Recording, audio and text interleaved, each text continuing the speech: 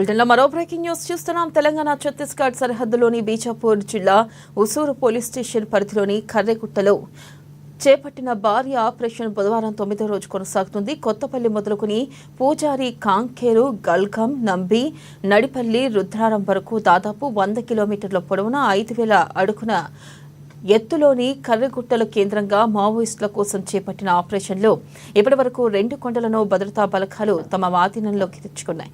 కర్రెగుట్టలో మావోయిస్టులు స్థావరాలుగా చేసుకుని మకాం వేసిన దోబే కొండలపై వైమానిక దళ హెలికాప్టర్ల సాయంతో బలగాలను దించారు.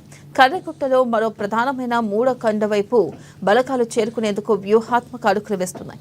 ఇక 9 రోజుల పాటు భద్రతా బలగాలు పట్టు సాధించడంతో విజయం సాధించామన్నారు అధికారులు. దీంతో విజయానికి నిదర్శనంగా జాతీయ జెండాను రెపరెపలాడించాయి భద్రతా దళాలు.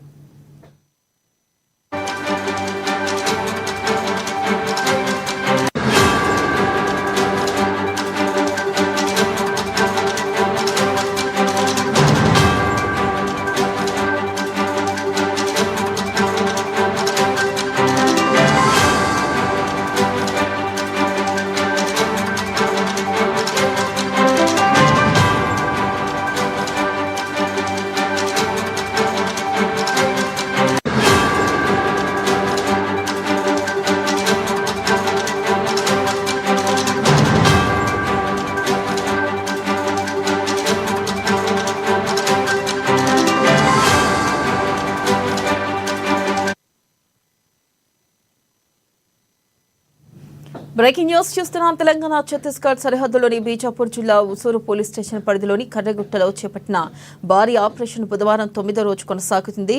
ఇక కొత్తపల్లి మొదలుకుని పూజారి, కాంకేరు, గల్గం, నంబి, నడిపల్లి, రుద్రారం వరకు దాదాపు 100 కిలోమీటర్ల పొడవున 5,000 అడుగుల ఎత్తులోని కర్రెగుట్టలు కేంద్రంగా మావోయిస్టుల కోసం చేపట్టిన ఆపరేషన్లో ఇప్పటి వరకు 2 కొండలను భద్రతా బలగాలు తమ ఆధీనంలోకి తెచ్చుకున్నాయి. దీనిపై మరింత సమాచారాన్ని మా ప్రతినిధి శ్రీనివాస్ అందిస్తారు. శ్రీనివాస్,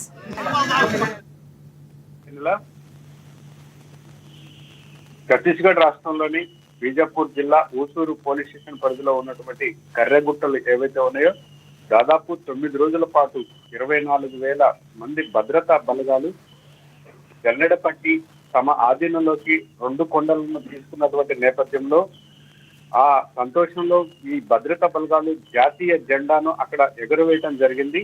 ఈ నేపథ్యంలోనే అక్కడ నడిపల్లి, రుద్రారం వరకు దాదాపు 100 కిలోమీటర్ల పొడవున ఉన్నటువంటి 5,000 అడుగుల ఎత్తులో ఉన్నటువంటి శత్రు దుర్భేద్యమైనటువంటి కర్రెగుట్టలు ఏవైతే ఉన్నాయో పూర్తిగా మావోయిస్టులు మాత్రం లేరని నిర్ధారణకు వచ్చి ఈ యొక్క భద్రతా బలగాలు వారి ఆధీనంలోకి తెచ్చుకున్నటువంటి నేపథ్యం ఉంది.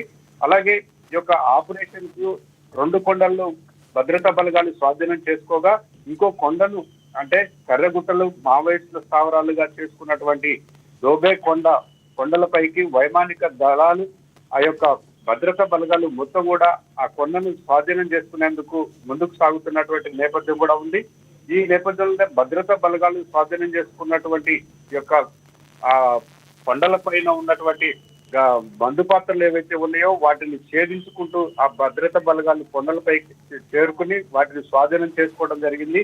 ఈ యొక్క ఛత్తీస్గఢ్ బీజాపూర్ జిల్లాకు చెందినటువంటి ఈ యొక్క భద్రతా బలగాలు అక్కడ మావోయిస్టు నేత అగ్రనేత ఎవరైతే ఉన్నారో బెటాలియన్ PLGA 1 బెటాలియన్ కీలక నేత సిగ్మా, అలాగే తెలంగాణ రాష్ట్ర కమిటీ ఇన్ఛార్జి బడే చొక్కారావు అలియాస్ దామోదర్ బృందం ఎక్కడ ఉన్నారనేది పూర్తి స్థాయిలో తెలుసుకునేందుకు కూడా భద్రతా బలగాలు ముందుకు సాగుతున్నటువంటి నేపథ్యం ఉంది.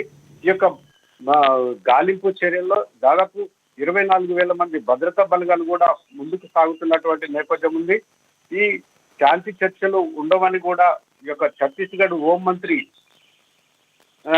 నిన్న ఛత్తీస్గఢ్ హోంమంత్రి విజయ్ శర్మ నిన్న ఒక ప్రకటన కూడా చేయడం జరిగింది. ఈ యొక్క చర్చలకు అయితే శ్రీనివాస్, ప్రధానంగా చూసుకున్నట్టయితే ఇప్పటి వరకు ఎంతమంది మావోయిస్టులు చనిపోయారు, అలాగే ఇంకా వారి ఆచూకీ కూడా తెలిసిందా? మరికొంతమంది ఆచూకీ ప్రస్తుతం ఏ మేరకు అక్కడ భద్రతా బలగాలు కూంబింగ్ నిర్వహిస్తున్నాయి? అప్డేట్స్ ఏంటి? అంటే ఈ యొక్క కర్రెగుట్టలు పైన 1000 మంది మావోయిస్టులు తలదాచుకున్నారన్నటువంటి సమాచారం మేరకు ఆ యొక్క భద్రతా దళాలు అక్కడ చేరుకున్నటువంటి నేపథ్యంలో మందు పాత్రలు ఉన్నాయి. బలగాలు కానీ, భద్రతా బలగాలు కానీ, స్థానిక గ్రామాల ప్రజలు కానీ ఈ గుట్టలపైకి రావద్దని ఈ యొక్క మావోయిస్టులు ఆనాడు చేసినటువంటి ప్రకటన ఏదైతే ఉందో ఇది వాస్తవమా అవాస్తవమా అని తెలుసుకునేందుకు భద్రతా బలగాలు అయితే ముందుకు సాగినటువంటి నేపథ్యంలో ఒక ఎన్కౌంటర్ కూడా జరిగిందని, ఆ ఎన్కౌంటర్ లో 3 మావోయిస్టులు కూడా చనిపోయినటువంటి నేపథ్యం ఉంది.